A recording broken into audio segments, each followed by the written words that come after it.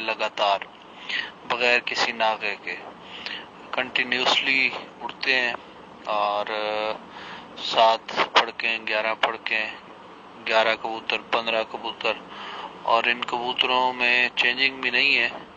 जो पहले दिन उड़ेंगे वही सेम कबूतर जो है 7 दिन लगातार उड़ेंगे या 11 दिन लगातार उड़ेंगे। आप चेंज नहीं कर सकते किसी एक कबूतर को भी। और जो है अगर कबूतर भाग जाता है बिलफर्ज तो तब भी आपका वो नुकसान है, आप नया नहीं डाल सकते। ठीक है सर, ये तो एक रूल्स थे हमारे इलाके के। और सर जब बहुत टाइट किस्म की गर्मी हो जाती है और पहले 2-3 दिन तो कबूतर ताकत के जोर पे उड़ जाता है, तो सर आगे चौथी फड़क में या 5वें दिन या छठे दिन जाके कमजोर हो जाता है और घटने लग जाता है, फड़क परवाज उसकी कम होने लग जाती है। तो सर उसकी कुछ ऐसी संभाल बताएं कि वो घटे नहीं,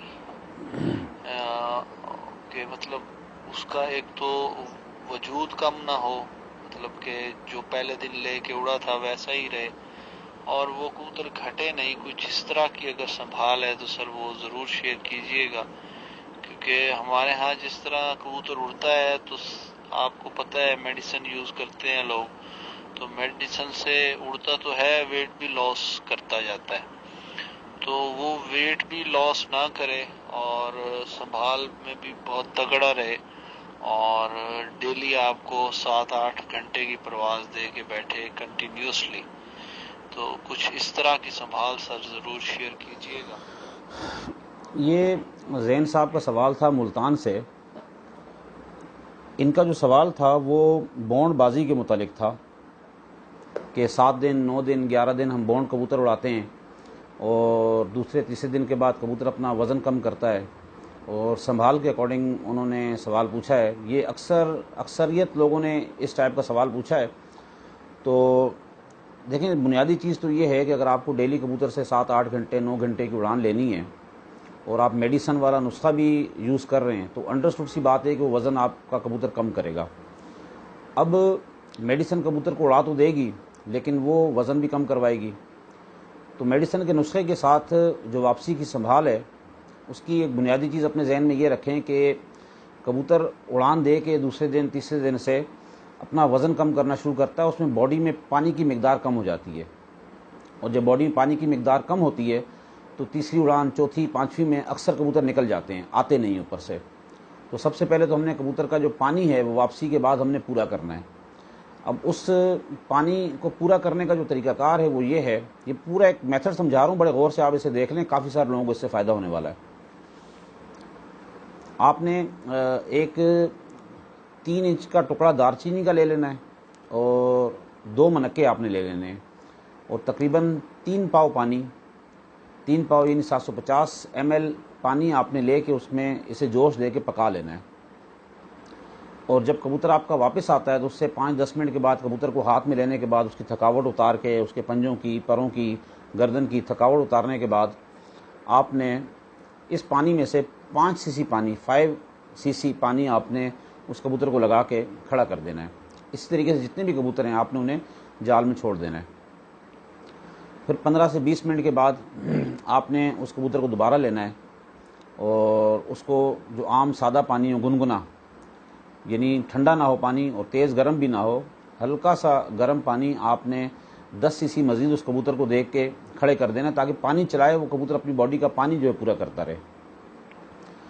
फिर उसके बाद जब आप देख लें कि 25-30 सीसी पानी आपने उसको हज़म करवा लिया है, यानी कम से कम 30 सीसी टू 35 सीसी पानी आपने उसका हज़म करवा लिया है, कबूतर आपका खड़ा हुआ है, तो कबूतर आपका फ्रेश हो जाएगा। इस दौरान आपने उसे बादाम की जो खुराक देते हैं आप उसे खुराक दें। अगर जो हमारा वाला मेथड है आप उसको वो भी यूज़ करवा सकते हैं, खुराक की वीडियो में मौजूद है। और अगर अपनी तरफ से आप कोई खुराक देना चाहते हैं तो आप उसे वो खुराक दे दें, लेकिन खुराक मामूल से थोड़ी सी कम दें आप उसे वापसी में। और खुराक के बाद आपने ये करना है कि सेब का मुरब्बा, ये आम जो मुरब्बा बना हुआ मिलता है सेब का, ये आपने मुरब्बा एक ले लेना है सेब का। अगर आपके 11 कबूतर हैं तो शायद 3 से 4 मुरब्बे आपको लेने पड़ जाएं। اسے اچھے طریقے سے آپ نے دھونا ہے. دھونا کس طریقے سے, اس کے 4 پیس کر کے اس میں جو کڑک حصہ ہے, جو بیج والا حصہ ہوگا یا تھوڑے بہت اس میں اور کچھ تاریں ٹائپ کی چیزیں ہوتی ہیں مربے میں, آپ نے وہ بالکل نکال کے صاف کر دینی ہے اور کسی ململ کے کپڑے میں ڈال کے اس سیب کے مربے کو اچھے طریقے سے دھونا ہے. آپ نے اسے اتنا دھونا ہے کہ وہ پھیکا ہو جائے, مٹھاس اس میں سے بالکل ختم ہو جائے. اور یہ سیب اگر اتنا بڑا ہے تو بالکل چھوٹا سا رہ جائے گا. اس کے بعد آپ نے اسے اسی کپڑے میں ڈال کے اچھے طریقے سے نچوڑ کے ڈرائی کر لینا ہے.